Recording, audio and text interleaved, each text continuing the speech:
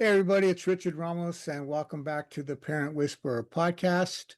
Thank you for all of you that are joining, the subscriptions that are growing, and for those of you that are sharing these messages, these videos, these podcasts. I really appreciate that. And when you leave a review, it really helps me reach more people. It helps the channel grow. So I would encourage you to do that if you haven't subscribed, because a lot of times not you, but people listen, but they don't subscribe. So that would be a great favor to me if you would do that. And why would you do that? To help me reach more people, more parents, which is what the Parent Whisperer is all about. So thank you for that. If you have questions, you can certainly enter those, and I will be happy to read those and answer those. It's always great to hear feedback. So today I am excited to once again bring back my friend Lena Cebula. I think I'm saying that correctly. Yes. And she has a powerful story. She had the unfortunate experience of human trafficking from a Russia, although she is Ukrainian, but she told her story about really it was based in Russia and then over into Israel. And so if you missed her story, go back a couple of sessions or episodes and you will easily find her story on my YouTube channel. But today we're going to have part two. Lena, welcome back. Thank you for coming back and sharing more. Thank you so much for having me, Richard.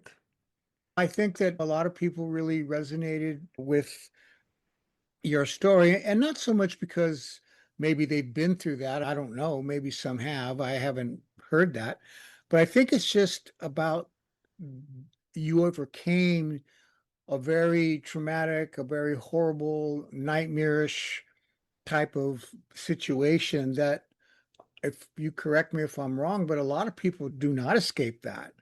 I think it's probably a minority Absolutely. of people that escape it, but thank God you did. And today I just would want you to maybe recap that a little bit and then share some of the things that you're helping mothers. That's your focus, is to help mothers from a Christian perspective. So please share with us what's on your heart. Absolutely. Thank you so much for having me back because honestly, I'm so grateful for these opportunities to share my story and I hope it's gonna help someone. And absolutely, guys, share this episode. I will later share some few very simple exercises because how you mentioned I work with mothers, but any parent who is struggling, have stressed out, which is, oh my goodness, we all struggle with stress and busyness that can use. It's pretty easy and you can do it anytime, anywhere. But it's very interesting you said that many people did not survive this because somebody first time called me survivor after hearing my story. It took me a long time to actually wrap my head around that this is who I am. And then that was like huge distinction between the victim of human trafficking and survivor.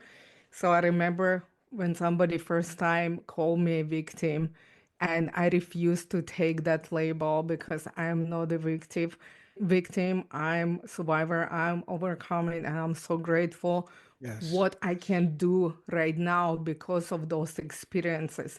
They are very unfortunate, and I wish nobody ever go through that. But by the grace of God, I'm here, I'm whole, I'm healthy, and I want to share my story for God's glory, and I want to make somebody's lives better because I want in the end somebody hear it and thinking, okay, if this is possible for her, the healing, the restoration, the building back marriage, building back relationship with children. Because trust me, trauma does not disappear because you give your life to Christ or you quit drugs or you got a good job. Honestly, everything will follow you into your parenthood. that's So right. you need to be aware and you need to address those things. And they are will damage the relationship closest to you. And instead of punishing yourself, just know that you can rebuild those relationships because whoever love you, they never leave you. That's right. That's correct. So, so I Yes. just want to give you hope. And I will tell you a little bit about my story, summarize, because honestly, first of all, today I'm so grateful for my identity rooted in God because that's where I draw my worth and value. And I no longer live in survival mode. And instead, I have peace and purpose and faith. And that's what helps me now to respond with grace, even during the most stressful days. So I'm happily married. We've been together for over 20 years, and trust me, lots and lots of work. So I being raised ditto. Ditto. I know because every time I say I'm happily married, people are thinking like, wow, lucky. And then I'm saying, and I'm raising three amazing teenagers. And That's you're right. thinking like, wow, wonderful. But you know, everyone who's been married, everyone who has teenagers or kids in general, you know how hard it is to build relationship, to build a marriage, to build the kids and dealing through different challenges. So nothing. The grass, it's not greener on another side. I That's right. heard somebody say the grass is greener where you water it. So that's what happened. You have to Beautiful. work. You That's have to right. work for all of When you this. cultivate it and water it, you can have your own green grass. Absolutely. So, guys, before I continue, I want to prepare for you because some of parts of my story may be difficult to hear. And I don't share them to focus on my pain, but to show what God can do with the surrender life, what overcoming adversity and thriving after trauma can look like. So my journey wasn't been easy, and my home was marked by poverty, alcoholism, abuse, and neglect. At 15, I lost my first baby. The grief led me into addiction and depression and anxiety. So at 18, I became a victim of human trafficking. And while I was trapped in a brothel in Israel, someone shared the gospel with me, the good news of God's love. And that's how God planted seed that would later change my life. And this is what I want to tell you guys. And I know there are so many things that we can believe and something to hold on to. And if you're in the end of the rope and you don't know who God is, please just reach out to. I know you have that friend who is talking to you about God. If you have already used all of the resources, you need a community, you need a person who you can trust, and just share your story and ask for support. And you know what? Just try it. It's another resource, and there's amazing community and resources for you as well. So here in Canada, when I was trafficked the second time, I was able to escape slavery, and I started alone in a foreign country as a refugee. I have to learn new language, adapt to the new culture. I lived in shelter. I learned English from level zero, but I still was able to rebuild my life. I became a hairstylist and I married a pastor's son. And I too thought it was God loves the humor, but he loves that providence. He already planned this for me. And this, I told you a little bit about him, Richard, beforehand, because when I was stressed out and losing my marbles, I saw my husband being kind, stable, and I have that example. And that's what triggered me to think, hold on one second, how this person can be like that. That means it's possible. If he can do it, I can do it. And I literally learned how to behave and speak and actually listen, even think about some of the matters by listening him disciplining our children. So I was learning from him as well. And sometimes you're gonna think, oh, I didn't have this role model as a parent, or I didn't get that husband as a role model. I do believe you still have one person like that in your life that you can look up to and ask all this question. And honestly, if you don't have anyone, you can text Richard, you can email him and ask him what to do. You can connect with me as well. That's right. We want to support you, but I do believe you don't need the army of the people who gonna be behind you. I know you have one person. Just look and be open with them. So I didn't have any healthy parenting experience. So I came in motherhood completely unprepared. So more than anything, I wanted to give my family the life that I never had. That's all we do as a parents. But my past followed me in the motherhood. For years, I had lived in survival mode. I felt rejected and used and abandoned and lost. So fear, shame, hopelessness shaped the way I thought and I responded. And without even realizing it, these patterns were showing up again and again as a mom. And I was angry and cold and controlling because I was scared. And then on top of it, as a woman, I struggled with a postpartum depression that was not diagnosed. Doctors completely ignore all the different signs. Nobody did not diagnose me not with trauma, PTSD or anything. And I really struggle. I was actually asking for help, medical professionals that didn't work out. And please, this is just disclaimer. Do not quit your doctors because now I have amazing team who works with me. You just have to find the right one. What I want to say, especially to women, especially to mom, if you have the symptoms, like physical symptoms that reappear all the time, affecting your mental health, physical health, emotional health, you need a professional. And if that person who care for you right now do not respond well or giving you dismissive responses, go find another one. Yes. Just go Yes. find someone who will listen to you, who will do your tests, who will ask all these questions. So when you leave that person, you feel acknowledged, heard, have your next steps, and you're actually hopeful. If Yes. you not live in your doctor office with those few things, I think it's the time to look for another person. I know it's gonna take some time, and this is what happened to me. I stayed with the same doctor for 10 years, and I was thinking like what I'm doing here. But just because I still can get out of him stuff that I need, but I do believe nobody should go through this. That's why when mom sometimes thinks, oh, he was very close to my home, he was more available, all those things that logistically better for me, I should have left long time ago. I should drive to the better doctor. I should make me priority rather than convenience. You know Yes. what I mean? So That's that's right. what I'm talking about. So if you're in that situation, please just look into it or just to talk to your friends. I bet somebody have a good person that they like. So yeah, there's another thing. I don't know. I think I heard somewhere that the women struggle with this so much more than men. It's the imposter syndrome. It's Yeah.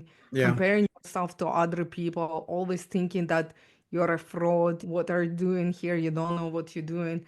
I knew that everyone was better moms than I was because I didn't know at all what I was doing. But if you their new mama, I'm telling you, everybody's starting from scratch. Even your mom tells you what to do, she doesn't know what to do with your child. She knows in general, but you will learn what is this about your child. They That's right. schedule, they food allergies or food preferences. You gotta figure out if they like to sleep or don't like to sleep, and your mom cannot tell you that. Just your experience with your family gonna give you that. So don't worry, you're not a failure. You're just a beginner. And Yep. trust me, after 19 years, you're like, hey, you three, go do your chores. So you have to train them that for that too. That's So right. for you, because you can say, but they have to listen. So after I give my life to Christ when I was 31, so I completely understand how to live without faith. And that's why I'm really encourage people if you had a relationship with God and left because of some circumstances, maybe church even hurt you. There are so many things that happening, but because I'm talking about stress and overwhelm, I do believe when we don't have enough time to build relationship, that's where the relationship suffer, and with God and with our loved ones and with ourselves too. We put everything before us and we just get busy and stressed and overwhelmed. And I think that's what draining us so much, that we don't have enough energy invest in learning something new or asking for support. And the same that we're thinking, where's the God in all of this? I'm running around with these kids. I have maybe parents, elderly that have to take care of. I'm hungry all the time. I'm tired all the time. I don't see a light of hope. And where's that God? You know what I mean? And I know I've been there too. I was so stressed out and was so tired and I didn't know where the hope was, but I already give my life to Christ, and I literally heard in my spirit God was saying, rest, rest. And Yeah. this is what He was saying for 10 Yeah. years to me Yeah. while I have three young children. Mhm. And now I learn how to rest. I learn how to say no because I know if I'm drained, I cannot give my best to anyone. That's So, right. you know how they say it on the plane, put the mask first, the oxygen mask? I don't think parents think about this like that. No man, no women. I know men struggle with another part to provide, and Mhm. sometimes they go so much into work and then they come home drained. But the Yeah. work doesn't stop. You still have to invest in relationship and marriage and children. Yeah. It's a hard life. Yeah, So I remember the first time this long course a long time ago when I was on an airplane and they say, yeah, put your mask on first, then the child, because that thing seems backwards. No, I want to save my child first. But the point is, if you can't breathe and you're the one that's fainting because you have no oxygen, how can you save your child? So it absolutely. makes, or you never know what would happen. So it could be a bump, the child could be screaming and uncontrollable, and then you're trying to help them, but then you don't have oxygen. That's a good example of what you're talking about. We got to take care of ourselves. Absolutely. And you know, when that wake up call came for me, I remember one time I was yelling at my kids, and it was such a small thing, but I already got in my head that nobody listening. And especially when you have younger kids, oh my gosh, it's like sometimes I was thinking I'm sounding like a broken record or some kind of robot. I'm saying the same thing, and I feel nobody responding, nobody Mhm. listening, nothing. And I just lost it. And I was like yelling at them, why nobody listening, or something like that. And I had this really like strong and sharp pain in my chest. So I'm thinking like, is that my heart?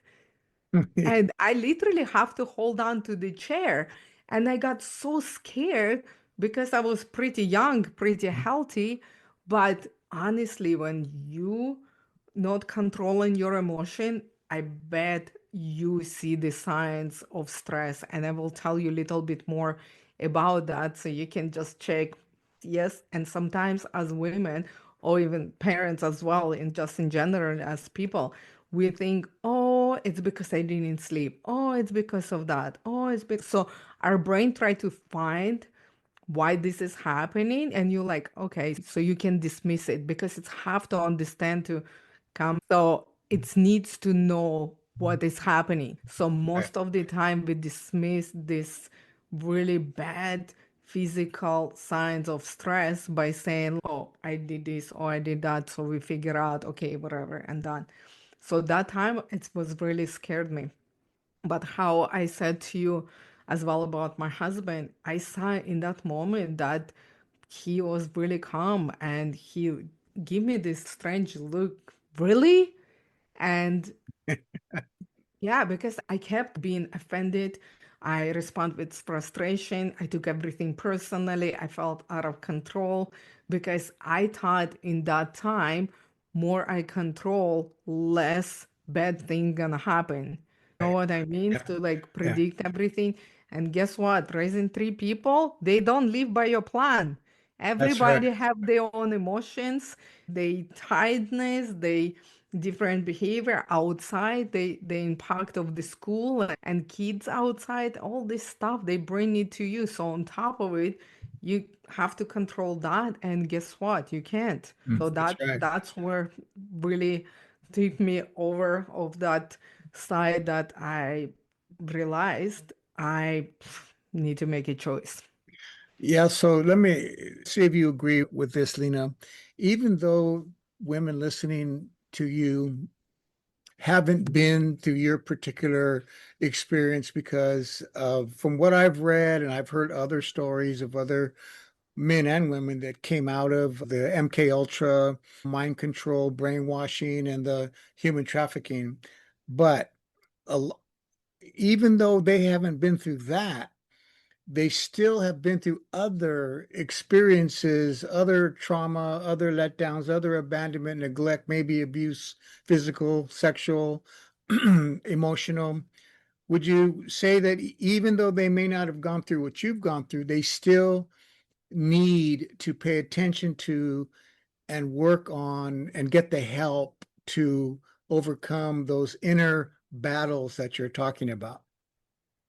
Absolutely. And I'm so glad that you point that out because sometimes we just comparing our stories and thinking like, oh wow, this is lots of trauma. I never had that. My parents were wonderful, or whatever stories that we have for ourselves, and we dismiss that. But it's really good that you're saying that because over time working with women, I noticed one thing that everything that impacts us negatively create that trauma.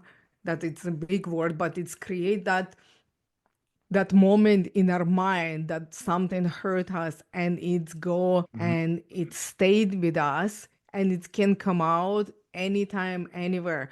And if you That's right. been on this earth for a bit that you hear the words like, oh, childhood trauma, and honestly, when you hear this big word trauma, you assuming I'm talking about abuse or human trafficking or alcohol dependence or stuff like that. But literally, kids can get trauma from not being acknowledged that they brought you beautiful painting Mm. other day. And Right. sometimes they bring you 1.5 million paintings, especially the 3-year-olds. They love they stick figures and stuff, but they bringing you tons. And then one, you just dismiss it. Every Right. time you give this compliments and all that stuff for a 3-year-old, and then the last one, because it's end of the day, you have to cook, you have to clean, you just come back from work or doing something, and I don't know, your mother-in-law called and she not feeling well, and your husband is late, and all this stuff, and this kid will bring you a 3-color cat, and he's so proud of it, or she, because it took him like whole day to come up with these ideas, and he works so hard in it, and he's pouring your heart, and you still thinking about conversation with your husband, thinking, I make the macaroni but he want a soup, blah blah blah. And then you just take that, oh, it's wonderful, and just throw it on the counter. There you go, childhood trauma. And why I'm exaggerating this, because I want you to see that as a person, our brain experience our own life, not what you think that this child just experienced.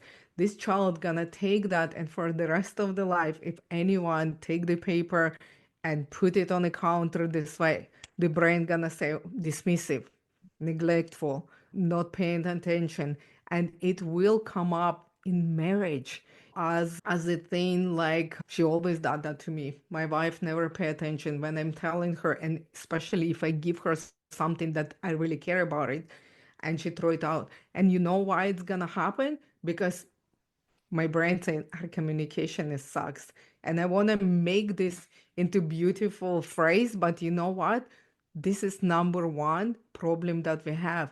If we learn from the childhood, and I hope parents hear that, teach the kids communicate, teach yourself to communicate effectively, teach your husband to communicate effectively, because guess what, if that 3-year-old have emotional intelligence, would say, mom, can you pause for a moment? Can you really pay attention to me? Because I really need your attention.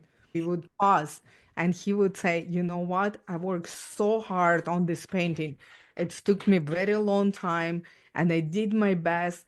And I really want to bring this to you because I know how much joy you would feel and how proud you are. Because look, you always, I see that you do this for me. So I expect that. And I'm sorry that I'm interrupting your day, but please give me one moment. And mom would say, I'm so sorry. I was so busy. Thank you so much for pausing me. Wow, this is beautiful cat.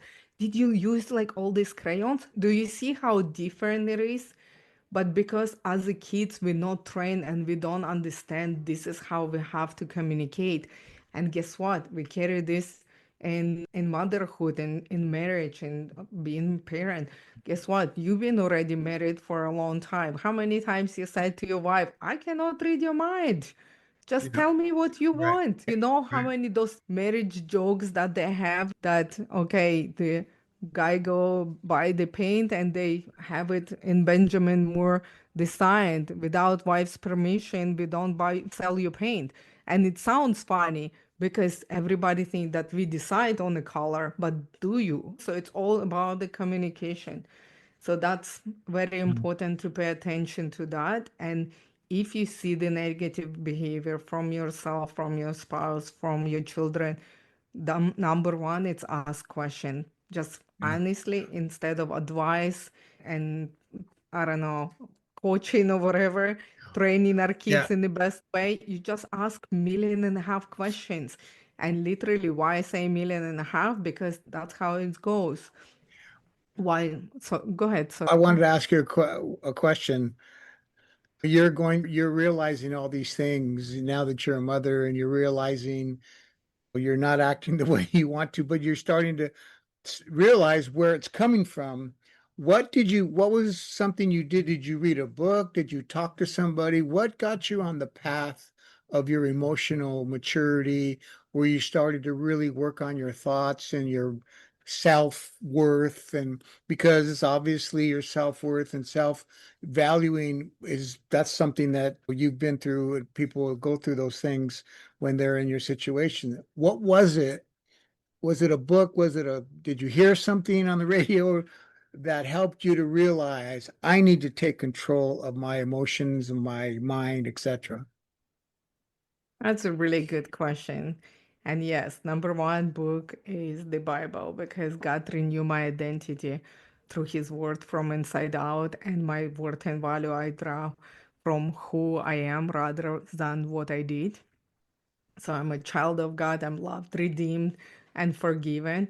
But then it was 20 years of journey. And that's why when you guys listen and if you ever compare and you're like, ooh, wow, it was like 2 decades of suffering and struggle to figure those out. And yes, I listen to the podcast. I start recognizing patterns driving my reactions.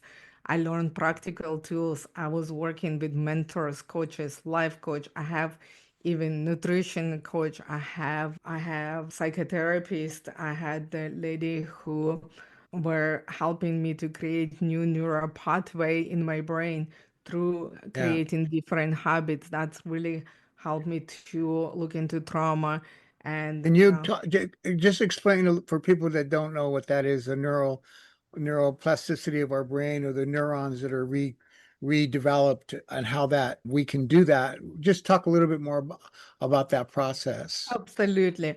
First of all, disclaimer, I'm not a doctor. Yeah. I'm not Neither am I'm not I. a professional. If you need to get that more information how Right. your brain That's works, right. you please go and find that information. But what happened is I actually took I went through so many different therapists.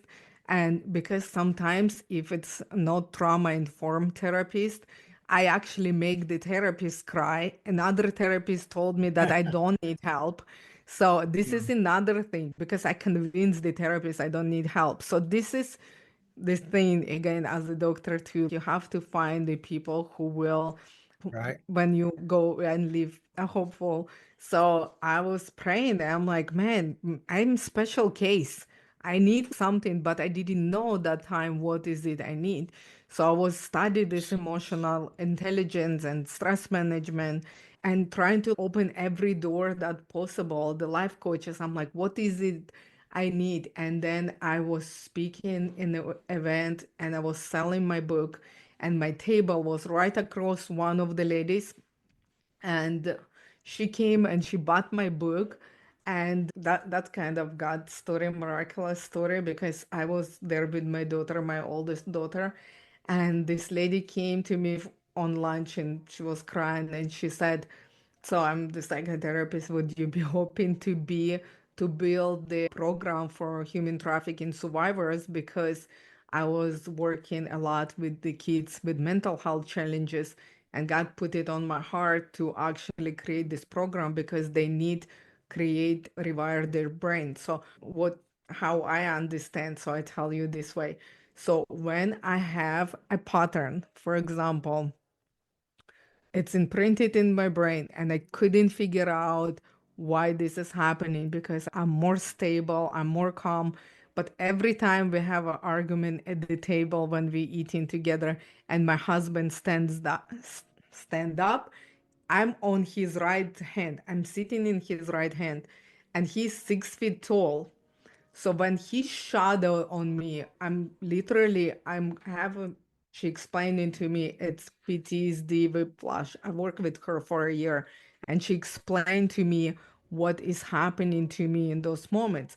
So I literally cannot see anything and I have severe panic attack, and I start saying things, and he's like, what's happening to you right now? So everybody gets scared. And then I try to leave and he's cornering me and he's like, Lena, are you okay? Are you okay? Let's go outside. Do you need the fresh air? So he trying to help, but my brain thinking that I'm being attacked. And I keep saying that I'm not safe and all that stuff. And especially if he trying to Yeah. or something like Yeah. that, I'm losing it. And Because it was you've been through that. Because you've been through that. And exactly. it So my brings back brain that. thinking I'm getting hurt Yeah. and I don't feel safe just because we have heated conversation, but there was never, guys, literally, he's never been physical to me. We're not swearing in our house. There's no alcohol, drugs, or anything like that. So he just defending my oldest one and I'm defending my youngest one because both of them have their own challenges. So we have a family argument. Come on, remember Thanksgivings and Yeah. Christmases. Yeah. That Yeah. was that kind of stuff. I'm not Yeah. talking about some kind of abuse or whatever. And I couldn't understand. And then moments I'm almost awake and I understand this is happening, that almost like, and it felt like I'm trapped. I cannot see anything, but I understand everything and I cannot stop it. So she explained it to me. That's called PTSD whiplash. It's the same, for example, as veterans when they come Right. home From from war. war. Yeah. If the exhaust pipe, you know, that Yeah. noise, they think it's They the it takes them back. it, They have yeah, so they flash. have the same thing too, so they Yeah. can whatever it's happening.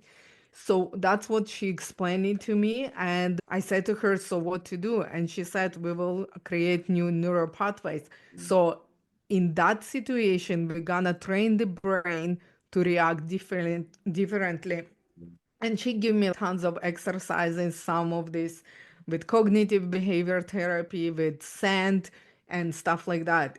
This is number one thing, guys. If you have anything that actually I wanted to teach you that breathing exercise, but this is number one thing that she told me.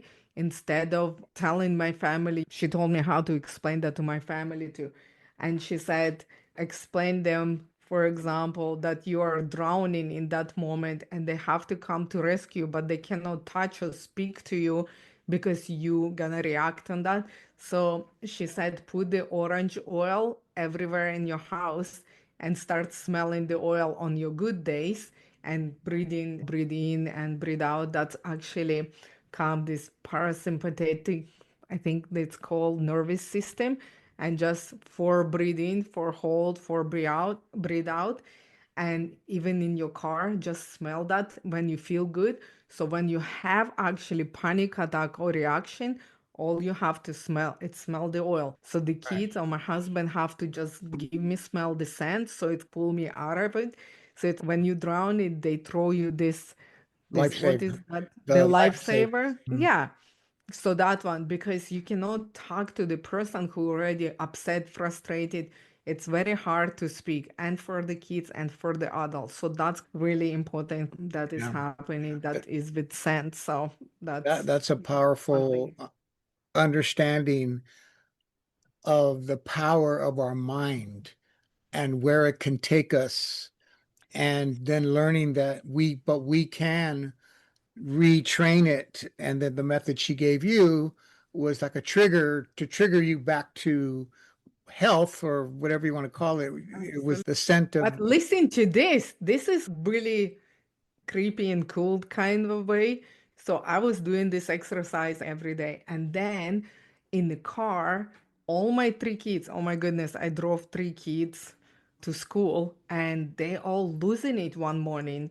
And instead of me losing it how I usually do, you know what? My brain said to me, smell the orange oil. In my head, I hear, smell the orange oil. But there was no oil in my car that day. So I literally just come out on my driveway, I close the door, and I just start doing those breathing without the oil.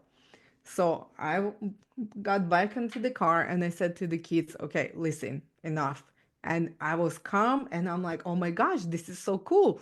So I called her. I'm like, oh, I stay so cool, calm, and collected through this crazy situation in my car.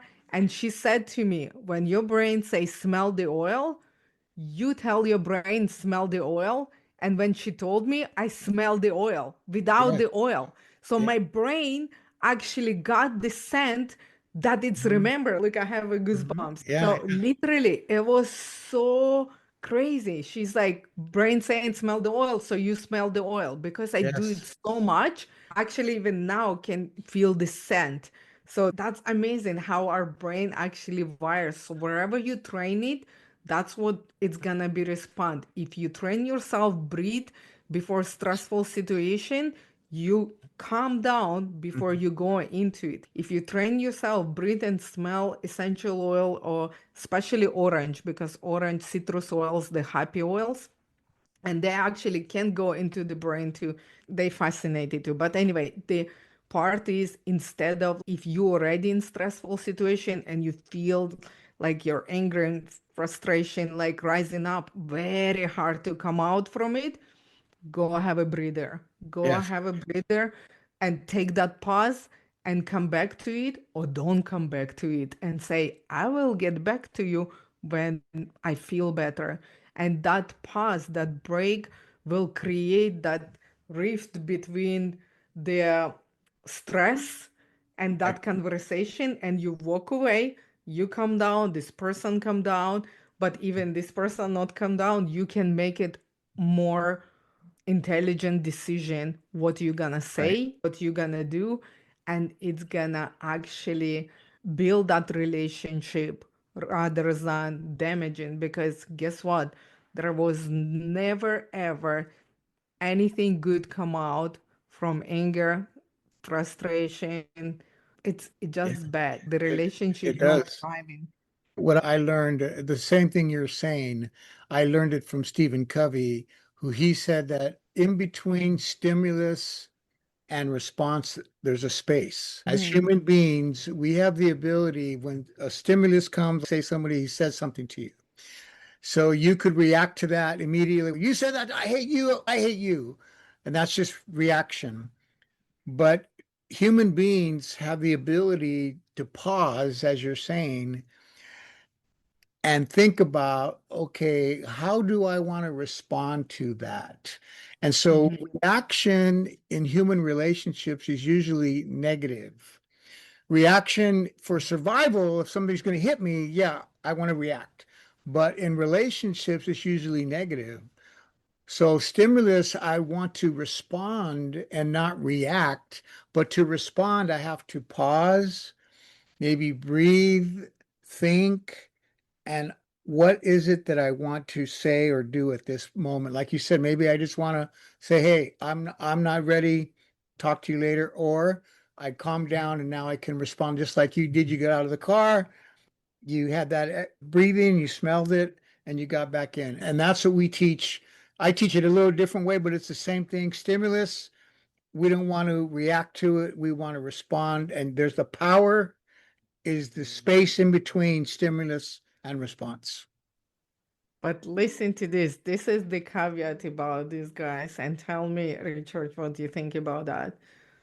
Only if you physically, emotionally, and mentally well, when your needs are met, when you are not being asked more energy, time, capacity in that moment. If you wiped and you're running on empty, you're never gonna take that pause. That's right.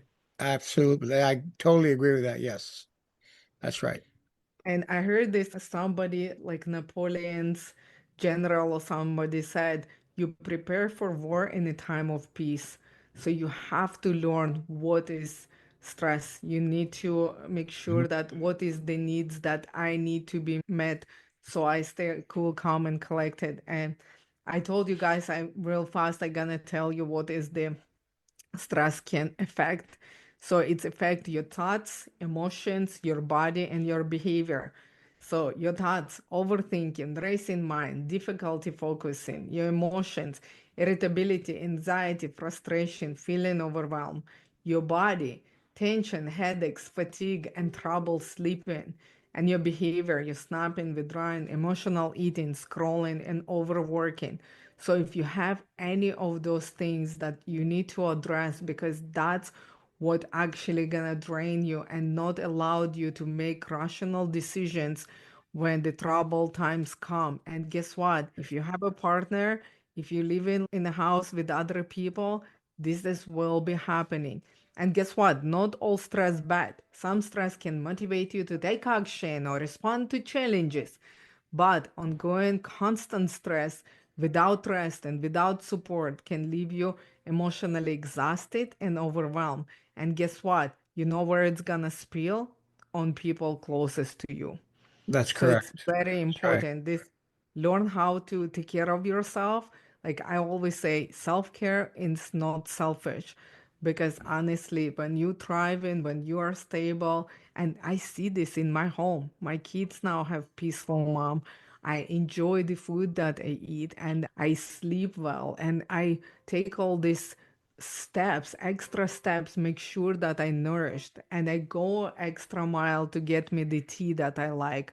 And I will ask my kids not to be in the kitchen when I'm before work and I need to calm down and I really not calm down. I just want to prepare and I have that moment to myself.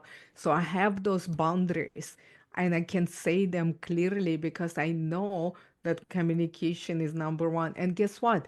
If your child, spouse, or anyone come to you and say, listen, I need a moment to myself. I'm really drained from work and I just need to recharge my batteries. I really want to sit here and drink my tea and read my book. I just need space. Yes. I think we Yes. feel so guilty to asking to fill our needs. And guess what? You don't need people fill your buckets. I hear, oh, you need them fulfill. No, you know what? You fill your bucket. And you Hmm. know what? You don't need the ocean to fill that bucket. You know That's right. exactly what you need. We are so smart. Our brain have so much wisdom. You're not sleeping if you're staying up like all the night just watching TV because you are so tired and you think, this is my time, nobody bothering me, so I stay up late. And what? Next day, that bucket is empty. You know what you have to do. Just, man, Yeah. rest without guilt because you're working so hard.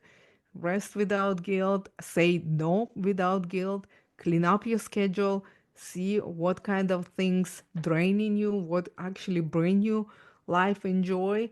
Keep Yeah. the spouse and children on that list, okay? Yeah. Yeah. I want, Work around yes, them. But it's funny to say that, but it's true. I It's true. will give, I just run my event just this Monday and I will give you, Richard, that exercise that I want your parents do or Okay. your listeners, not only your parents, it will work for your parents too, but all the people who listen in this podcast. It's a free resource. Go and do this exercise. Honestly, just take a pause and think, what is this stressing me out? What is this I need?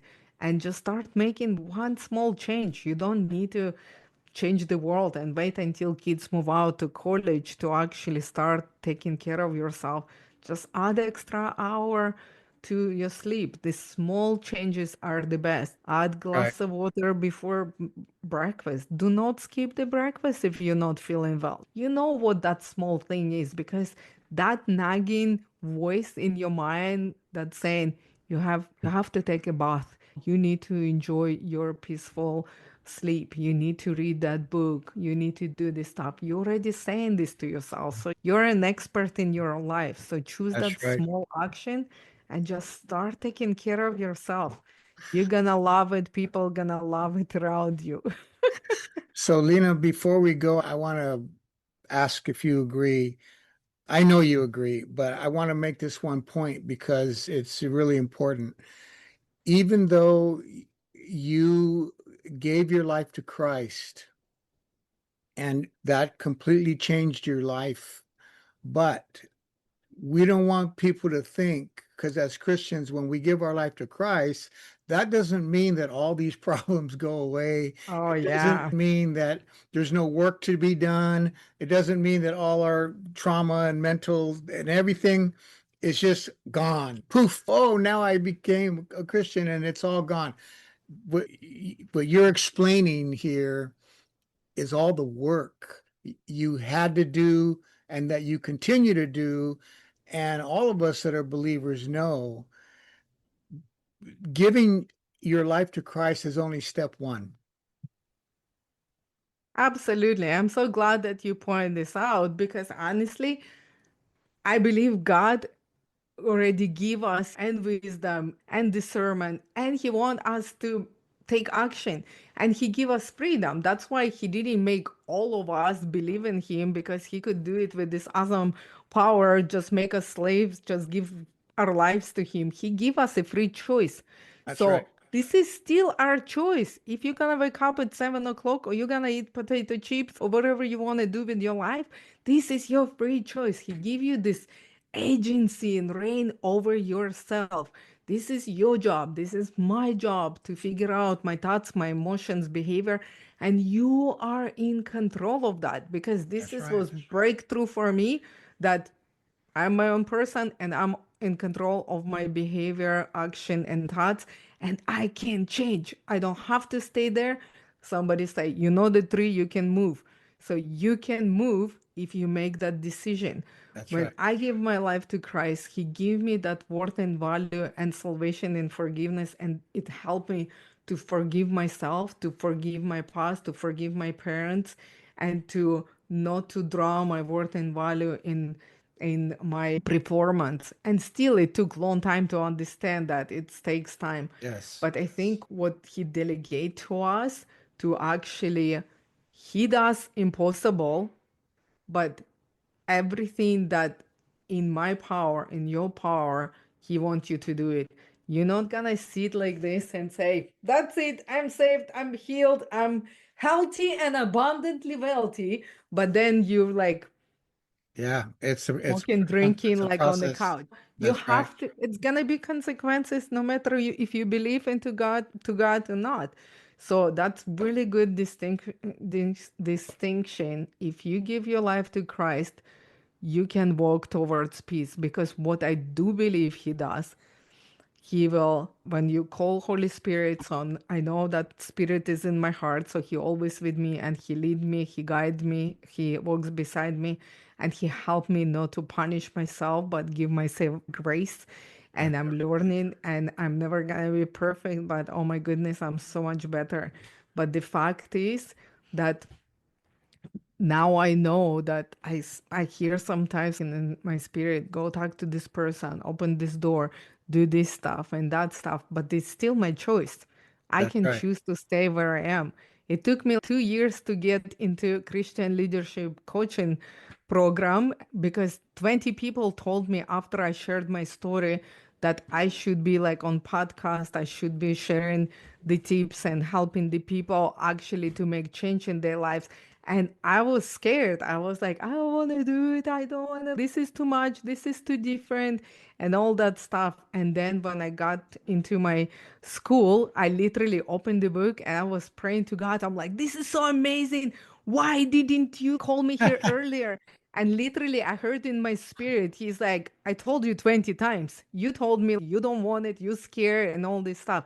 So he's never gonna force, not the relationship, not your change. You have to choose when is this right moment for you, and he will back you up every step of the way. But That's I right. believe like when we don't step out in faith, we're losing that time. But Yeah, still, I'm not dwell on that because I know when that right time was for me, I was ready and I was right. like, Yeah. anyway, Well, so I'm so glad. Thank you for asking. yeah, Lena, I want to thank you so much for your time. Thank you for sharing your story with us. And everybody out there, you're listening to the Parent Whisperer podcast. I'm Richard Ramos. Thank you so much for listening. And always remember, Parents on a Mission is not for bad parents, it's for good parents who want to get better. See you next time.